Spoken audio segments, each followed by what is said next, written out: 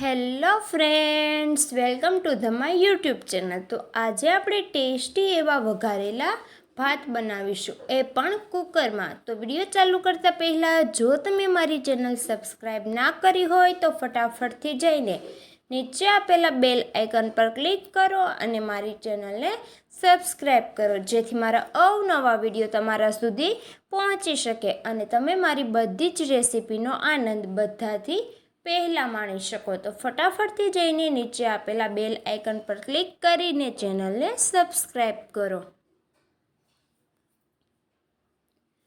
તો વઘારેલા ભાત બનાવવા માટે મેં અહીં મરચી લીધેલ છે, ત્યારબાદ બટેટું લીધેલ છે, કાંદો લીધેલ છે અને ટામેટું. આ બધી જ વસ્તુને ટુકડા કરીને રેડી કરીશું. અને ત્યારબાદ પલાળેલા ચોખા લીધેલ છે.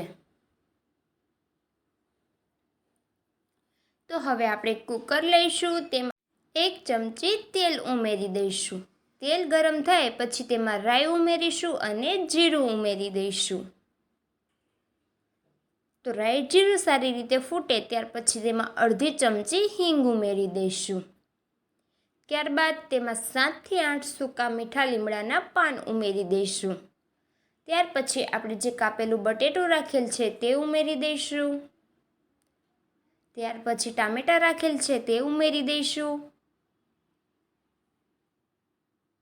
ત્યારબાદ હવે જે કાંદાના ટુકડા છે તે ઉમેરી દઈશું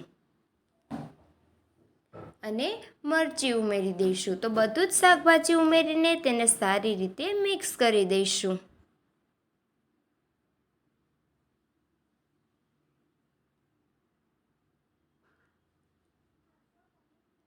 તો હવે આપણે તેમાં 1 ચમચી હળદર એડ કરીશું. ત્યાર પછી 1 ચમચી મીઠું ઉમેરી દઈશું.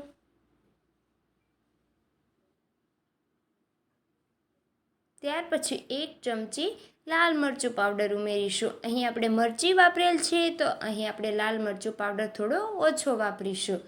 ત્યારબાદ 1 ચમચી ધાણા જીરું વાપરીશું. બધી જ વસ્તુને સારી રીતે મિક્સ કરી દઈશું. ત્યારબાદ તેમાં આપણે 1 થી 1.5 ગ્લાસ પાણી ઉમેરી દઈશું અને તેને સારી રીતે મિક્સ કરી દઈશું. તો ત્યાર પછી આપણે જે પલાળેલા ચોખા રાખ્યા છે તે ઉમેરી દઈશું અને તેને આપણે સારી રીતે મિક્સ કરી દઈશું. તો બધી જ વસ્તુ ઉમેર્યા બાદ હવે કુકરનું ઢાંકણ બંધ કરીને તેને 2 થી 3 સીટીઓ વાગે ત્યાં સુધી રહેવા દઈશું. તો હવે તમે જોઈ શકો છો આપણા ભાત એકદમ સારી રીતે રેડી છે. તો એકદમ કુકરમાં ઇન્સ્ટન્ટ રેસીપી છે. તો આ તમે કુકરમાં માત્ર 5 મિનિટમાં વઘારેલા ભાત બનાવી શકો છો. તો ફ્રેન્ડ્સ, હવે આપણા વઘારેલા ભાત બિલકુલ રેડી છે. તેને લીલા ધાણાથી ગાર્નિશિંગ કરીશું.